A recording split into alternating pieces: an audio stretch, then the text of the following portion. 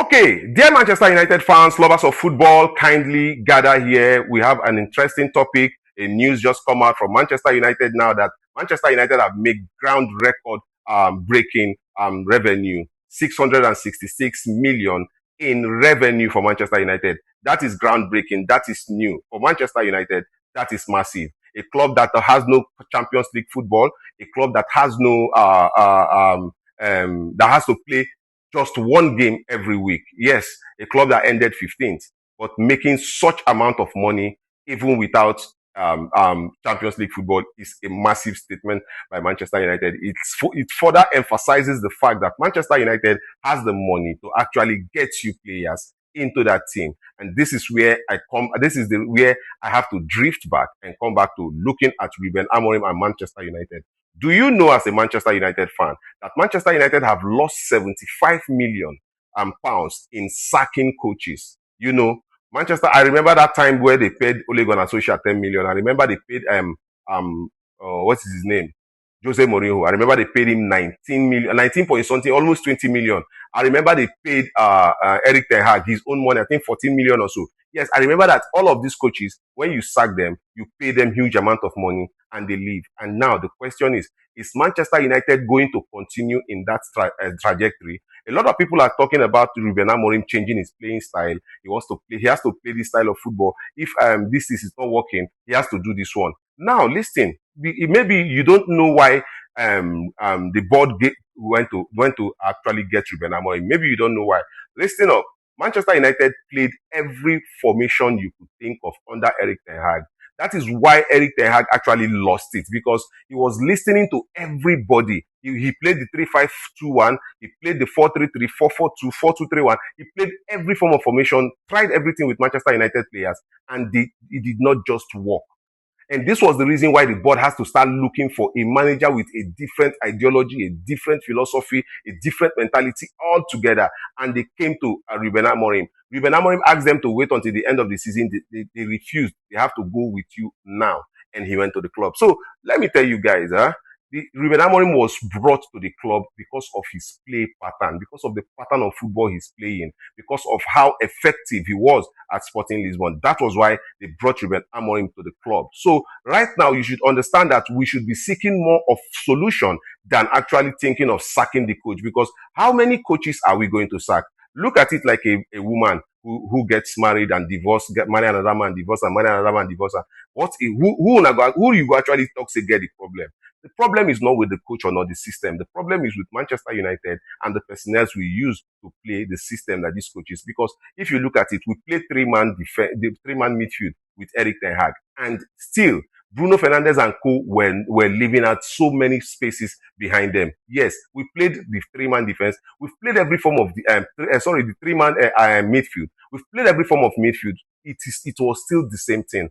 And what are we supposed to be doing? We are supposed to be keen on getting midfielders who would interpret Ruben Amorim's ideas on the pitch to effectively. See, listen, if you look at Ruben Amorim's formation, the 3-4-3 formation, you would understand that what that does to you, it helps you create overload and it helps you invert seamlessly. Yes, if we are going on the attack, we can easily be 7-man going on the attack, because the two what's it called? What do they call them? The two CDMs can join in the attack, and also the two side CBs can actually switch into the 10 position. We understand that it leaves a lot of spaces at the back, but this is where pace, speed, dynamism comes in. Strength and physicality. This is where it comes in, because they know that there are spaces behind us. If we lose the ball, then we are running back. We are chasing them down. And that is not a bad style of football. A lot of people feel like it is risky, but I'm looking at it as a very effective way to play football. When you attack in numbers. You could get goal from any angle, anywhere. And then when you defend in numbers. You could you could actually stop a counter attack middle of the pitch and go back to attack. And this is what I think. This is what I thought. Against Manchester City, I felt like the presence of Mason Mount was sorely missed. We missed Mason Mount. We missed what's his name? We missed Matheus Cunha in the game against City. And if I look at it overall, this season, Ruben Amorim has not done abysmal. He's not done horribly that we are going to be calling for his sack. I feel like it is too early to call for the sack of Ruben Amorim. Instead of looking at his formation and actually trying to get players in that would play in that pattern that he wants, we are not supposed to be calling for his sack. It is too early because the board went to bring Ruben Amorim to this team because of the style of football he was playing. And if we saw Eric Ten Hag change his pattern of football because of the whole noise and the failure that was coming with the players, then we should not be expecting Ruben Amorim to do the same, because that will look like a coach that does not understand what he's doing. He does not believe, he does not have faith. If he changes his play pattern, it simply means that he does not have faith in his style of football, in his brand of football. He does not have faith. That is what it simply means.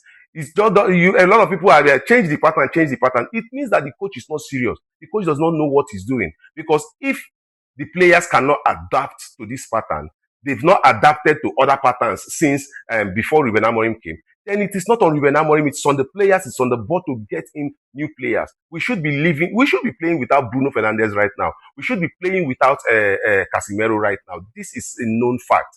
Bruno Fernandes, Casemiro has no business being in the heart of the midfield for Manchester United. Bruno Fernandes is a number 10. He can go back to playing number 10. Casemiro can sit on the bench, get Manchester United two dynamic midfielders, central defensive midfielders, get Manchester United very good wingers, because Ruben Amorim's game is mostly from the wingers. Get him very good wingers who can put in decent crosses. Mazraoui was not putting in cross. Dogu has not, this season, Dogu has not put in a decent cross into the penalty area. Nothing like that.